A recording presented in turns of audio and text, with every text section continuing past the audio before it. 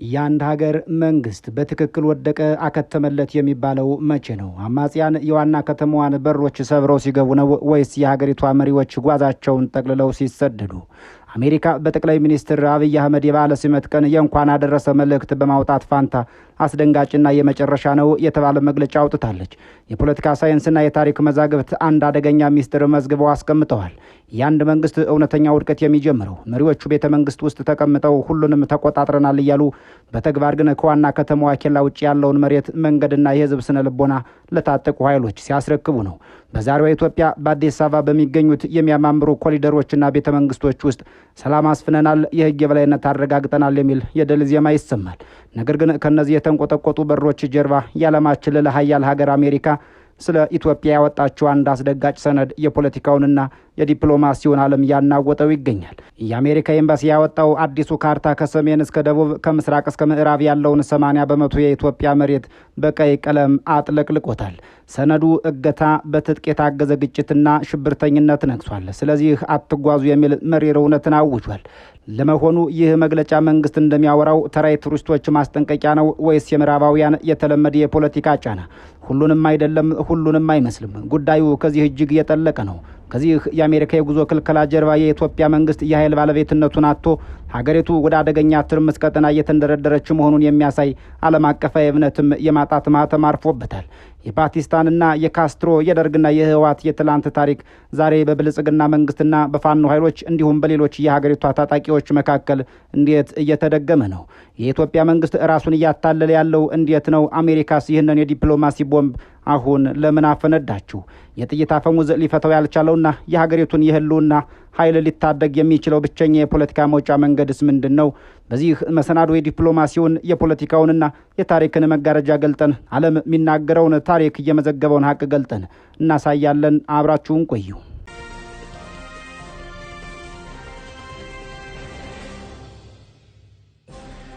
የአንድ ሀገር ሉዓላዊነትና የመንግስትነት ህልውና የሚለካው በዋና ከተማ በሚገኙ ቤተ መንግስቶች ድምቀት ወይም በሰልፍ በሚታዩ ዘመናዊ የጦር መሳሪያዎች ብዛት አይደለም።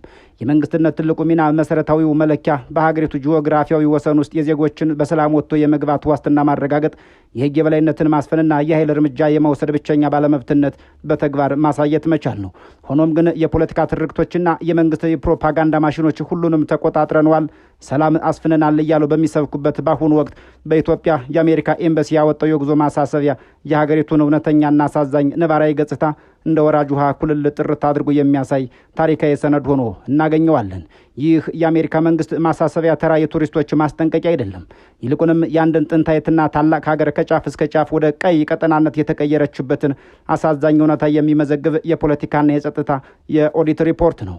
ከሰሜን እስከ ደቡብ ከምስራቅ እስከ ምዕራብ በካርታው ላይ የተዘረዘሩት ክልሎች በሙሉ ትግራይ፣ አማራ፣ አፋር፣ ኦሮሚያ፣ ቤንሻንጉል ጉሙዝ፣ ጋምቤላ፣ ሲዳማ፣ ማዕከላዊ ኢትዮጵያ፣ ደቡብና ደቡብ ምዕራብ ኢትዮጵያ እንዲሁም የሱዳን፣ ደቡብ ሱዳን፣ ኬንያና ሶማሊያ አዋሳኝ ድንበሮች በአንድ ቋት ውስጥ ተደምረው አትጓዙባቸው የሚል ማህተም አርፎባቸዋል። ምክንያቶቹ ደግሞ ግልጽና አስደንጋጭ ናቸው። በትጥቅ የታገዘ ግጭት፣ አለመረጋጋት፣ ወንጀል፣ ሰውን አፍኖ መሰወር ወይም እገታና ሽብርተኝነት የሚሉ ናቸው። ይህንን ፍንትው ያለ እውነት ይዘን የትናንቱን ታሪክ መለስ ብለን ስንቃኘው ያው የተለመደው የዘመናት ወንዝ ዳግም ሲፈስ እናስተውላለን።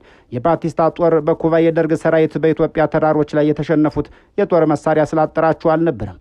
መንግስታት ራሳቸውን አታለው የህዝብን ጥያቄ ያነገቡ ኃይሎችን ጥቂት አይረቢዎች ብለው ንቀው የሀገሪቱን የገጠር ክፍልና መንገድ በሙሉ ለአማጽያን ሲያስረክቡ የተፈጠረ የታሪክ ክስተት ነው።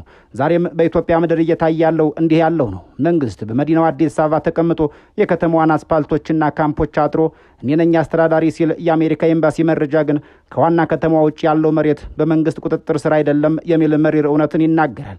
በአማራ ክልል ያለው ሁኔታ ስንመለከት ደግሞ ኤምባሲው ባወጣው መግለጫው ክቡራን የአሜሪካ ዜጎች ወይ በአማራ ክልል በትጥቅ የታገዘ ግጭት፣ አለመረጋጋትና ወንጀል እየተፈጸመ በመሆኑ ምንም አይነት ጉዞ ወደዚያ እንዳታደርጉ ብሏል። ይህ መግለጫ በመንግስት በጥቂት ሳምንታት አጸደዋለሁ ያለውን የፋኖን እንቅስቃሴ ስፋትና ጥልቀት የሚያረጋግጥ ሆኖ ይገኛል። ፋኖ ልክ እንደ ካስትሮ ታጋዮች፣ ልክ እንደ ህወሓትና ሻዕቢያ የትናንት ተዋጊዎች የገጠሩን ክፍል በስፋት ተቆጣጥሮ ከገበሬው ጋር ጥብቅ ቁርኝት ፈጥሮ የወጣቱን ስነ ልቦና ገዝቶ መልክዓ ምድሩን ሞልቶታል። መንግስት በታንክና በድሮን ታግዞ ከተማን ሲይዝ ፋኖ ቆላ ሲሉት ደጋ፣ ገጠር ሲሉት ከተማ እየሆነ ግዙፉን ጦር እያቅጣጫ እያሳተው ነው። ኤምባሲው ይህንን የድብብቆሽ ጦርነት ተገንዝቦ ነው ዜጎቹን ከክልሉ እንዲርቁ እያስጠነቀቀ የሚገኘው። መንግስት ከተማዋን ቢይዝም መንገዱን፣ ገጠሩን፣ የህዝብ የልብ ትርታ የተቆጣጠረው አማጺው ኃይል በመሆኑ ክልሉ የጦርነት ቀጠና ሆኖ ቀጥሏል። ወደ ኦሮሚያ ክልል ስንሻገር ደግሞ ስዕሉ የበለጠ ይከብዳል። ኤምባሲው በታጠቁ ኃይሎች ግጭት፣ በብሔር ላይ በተመሰረተ ጥቃትና አለመረጋጋት በማለት የክልሉን ውስብስብ ምስቅልቅል አስቀምጦታል። በአንድ ወቅት የሀገሪቱ የኢኮኖሚ ደም ስር የነበሩት የኦሮሚያ መንገዶች ዛሬ የሞትና የእገታ ኬላዎች ሆነዋል። ሰውን አፍኖ መሰወርና ሚሊዮኖችን መጠየቅ እንደ አንድ ኢንዱስትሪ ተስፋፍቷል። ይህ የሚያመላክተው መደበኛው የጸጥታ መዋቅር ፈርሶ መደበኛ ያልሆኑት ታጣቂዎች የራሳቸውን የጉልበት አገዛዝ መመስረታቸውን ነው። መንግስት የክልሉን ሰፊ ጂኦግራፊ መቆጣጠር ተስኖት ዜጎች ከከተማ ከተማ ለመንቀሳቀስ ሞታቸውን በኪሳቸው ይዘው የሚጓዙበት ደረጃ ላይ ተደርሷል። የአሜሪካው ኤምባሲ ማስጠንቀቂያ ትግራይንና አፋርን፣ ጋምቤላንና ቤንሻንጉል ጉምዝን አላስቀረውም። በትግራይና አፋር የፕሪቶሪያው ስምምነት ተፈርሞ ሰላም መጣ ቢባልም መሰረታዊ የሆኑ የፖለቲካ የወሰንና የትጥቅ ማስፈታት ጥያቄዎች ልባት አለማግኘታቸው ክልሎቹ አሁንም በታጠቁ ኃይሎች ግጭትና ወንጀል ስጋት ውስጥ ናቸው። በጋምቤላና ቤንሻንጉል ደግሞ እገታና ብሔር ተኮር ግጭቶች የዘወትር ክስተቶች ሆነዋል። በቅርቡ በአዲስ መልክ የተዋቀሩት የደቡብና የማዕከላዊ ኢትዮጵያ ክልሎች እንኳ ከዚህ አለመረጋጋት አዙሪት ማምለጥ አልቻሉም። ይህ ሁሉ ተደምሮ የሚያሳየው አንድ ትልቅ ሀቅ አለ።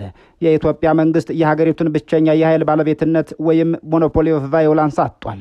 በታሪክ እንደሚታወቀው አንድ መንግስት ይህንን መሰረታዊ አቅሙን ካጣና የታጠቁ አማጽያን የገጠሩን መሬት፣ ወጣቱንና ማህበረሰቡን ከተቆጣጠሩ የዚያ መንግስት ህልውና በከፍተኛ አደጋ ውስጥ ወድቋል እንደማለት ነው። ባቲስታም በካስትሮ ፊት ያጣው ይህንኑ የገጠር ቁጥጥር ነበር። ደርግም በህወሓትና በሻዕቢያ ፊት ያጣው ይህንኑ የህዝብ ስነ ልቦና ነበር። ዛሬም ብልጽግና እያጣ ያለው ይህንኑ የሀገሪቷን ጂኦግራፊያዊና ማህበራዊ መሰረት ነው። የአሜሪካ መንግስት ይህንን መግለጫ ሲያወጣ የራሱን ዜጎች ደህንነት ለመጠበቅ አስቦ ነው። ለኢትዮጵያውያን ግን ይህ መግለጫ ራሳቸውን በግልጽ መስተዋት እንዲያዩ የቀረበላቸው ጥሪ ይመስላል። አንድ ሀገር ሙሉ በሙሉ በጦርነት፣ በእገታ፣ በፈንጅና ባለመረጋጋት ስትታመስ ኢኮኖሚው እንዴት ሊቆም ይችላል? የውጭ ኢንቨስትመንቱ ቀርቶ የሀገር ውስጥ ነጋዴ ከክልል ክልል ሸቀጡን ማንቀሳቀስ ባልቻለበት፣ ገበሬው ማሳው ላይ በሰላም አርሶ መግባት ባልቻለበት ሁኔታ የሀገር ብልጽግናና እድገት ሊታሰብ አይችልም። የመገናኛ ወይም ኮሚኒኬሽን መቋረጥ ደግሞ መንግስት መረጃን በማፈን እውነታውን ለመደበቅ የሚያደርገውን ጥረት የሚያሳይ ነገር ግን በዘመነ ቴክኖሎጂው የማይሰራ አሮጌ ስልት ነው። መንግስት በኃይል፣ በድሮን፣ በስርዓትና በማስፈራራት ሰላም አመጣለሁ ብሎ የጀመረው መንገድ ሀገሪቱን ወደ ተበጣጠሰ የጦር አውድማነት እየቀየራት ነው። ንቀዋቸው የገቡበት ጦርነት ጥቂት አይረቢዎች ያሏቸው ታጣቂዎች የሀገሪቱን 80% ግዛት ለጉዞ እስኪሆን ድረስ ጠቅልለው አሳብደውታል። አማጽያኑን በበኩላቸው የትጥቅ ትግል ስርዓትን ለማዳከም ቢጠቅምም በመጨረሻ ሀገርን የማፍረስና ህዝብን ለከፋ ስቃይ የመዳረግ አደጋ እንዳለው የተገነዘቡት አይመስሉም። የአሜሪካ መንግስት ያወጣው የጉዞ ክልከላ መግለጫ 80% የሚሆነውን የሀገሪቷን ክፍል የሚያካልል ነው።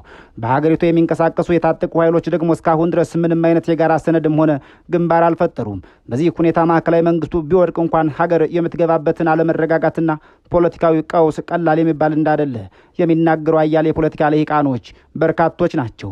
መፍትሄ ያለን የሚሉ የፖለቲካ ኃይሎች ከትዕቢት መውረድና እውነተኛ የፖለቲካ ድርድር ጠረጴዛ ላይ መቀመጥ የቅድሚያ የሚሰጠው ስለመሆኑ ይናገራሉ።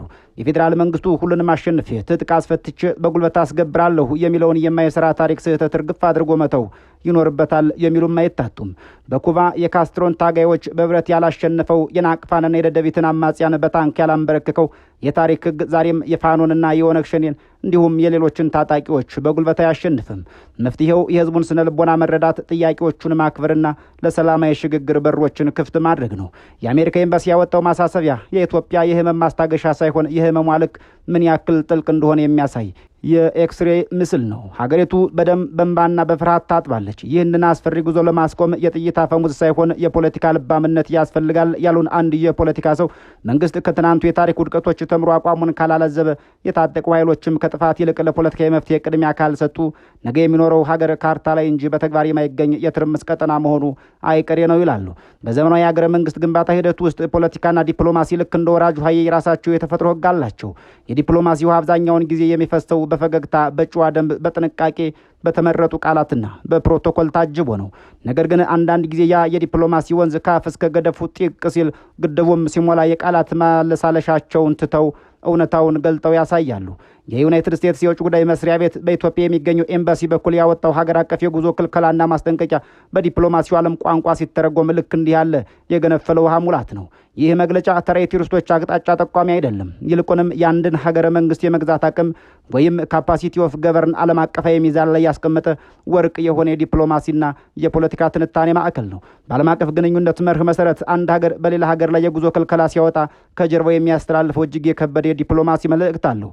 መልእክቱም የዚህ ሀገር መንግስት የራሱን ሉዓላዊ ግዛት መቆጣጠር ተስኖታል፣ የጸጥታ መዋቅሩ ተፈልፈስፍሷል፣ ብሎም የኃይል እርምጃ የመውሰድ ብቸኛ ባለመብትነቱን ለታጠቁ አማጽያንና መደበኛ ላልሆኑ ኃይሎች አስረክቧል የሚል የዲፕሎማሲያዊ እምነት ማጣት ድምፅ ወይም ቮት ኦፍ ኖ ኮንፊደንስ ነው። እንዲህ ያለው ዲፕሎማሲያዊ እውነታ ከኢትዮጵያ ነባራዊ ሁኔታ ጋር ስናስተያየው የመንግስትን የውጭ ግንኙነት ትርክትና የመሬት ላይ እውነታውን ፊት ለፊት የሚያላትም ሆኖ ይገኛል። የኢትዮጵያ መንግስት በዓለም አቀፍ መድረኮች ላይ በተባበሩት መንግስታት ድርጅት፣ በአፍሪካ ህብረት ወይም በብሪክስ ስብሰባዎች ላይ የሚያራምደው ዲፕሎማሲያዊ ትርክት ሀገሪቱ ሰላም ነች፣ ለኢንቨስትመንት ምቹ ነች፣ የውስጥ ችግሮቻችንን በቁጥጥር ስር አውለናል የሚል ነው።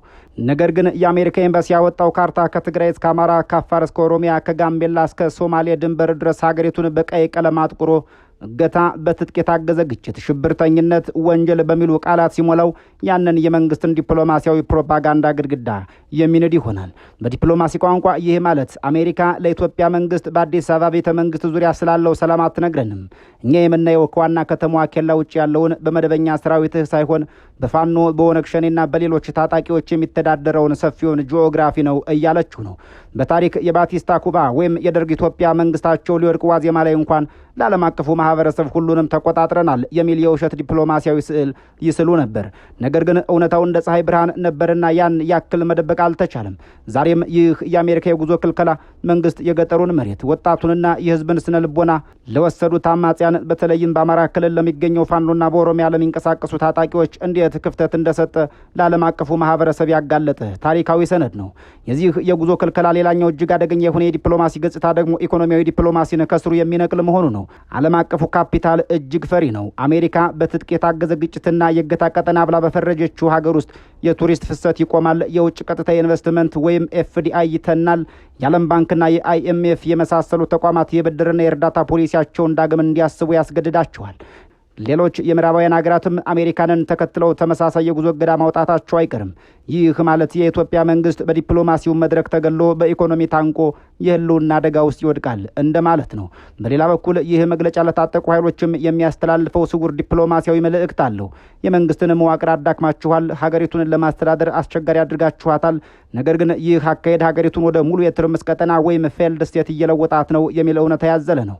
ለዝግጅት ክፍላችን ዲፕሎማሲያዊ እይታቸውን በጽሁፍ የላኩልን አንድ የዲፕሎማሲ ባለሙያ እንዲህ ላለው ዲፕሎማሲያዊ ህቅታ መውጫው መንገድ በመግለጫ ማስተባበል ወይም የውጭ ኃይሎችን ጣልቃ ገብነት በማውገዝ የሚመጣ አይሆንም ይላሉ።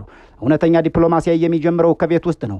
የመንግስት ዲፕሎማቶች ዋሽንግተን ላይ ቀርበው ከሚከራከሩ የመንግስት ባለስልጣናት በሀገራቸው ውስጥ ጥያቄ ካነገቡ ኃይሎች ጋር የድርድር ጠረጴዛ ላይ ቢቀመጡ ኖሮ ይህ ሁሉ የዲፕሎማሲ ውድቀት ባልተከሰተ ነበር ብለዋል። በማከልም የጦር መሳሪያና የኃይል የበላይነት ብቻውን ሉዓላዊነትን አያስከብርም፣ ዲፕሎማሲያዊ ክብርንም አያመጣም ሲሉ ያክላሉ።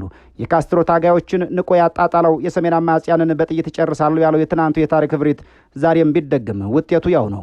የኢትዮጵያ መንግስት የዓለም አቀፉን ማህበረሰብ አመኔታና የሀገሪቱን ዲፕሎማሲያዊ ክብር ሊመልስ የሚችለው የዜጎችን ስነ ልቦና ተረድቶ የኃይል እርምጃውን አቁሞ እውነተኛና አሳታፊ የሆነ የፖለቲካ መፍትሄ ሲያመጣ ብቻ ነው።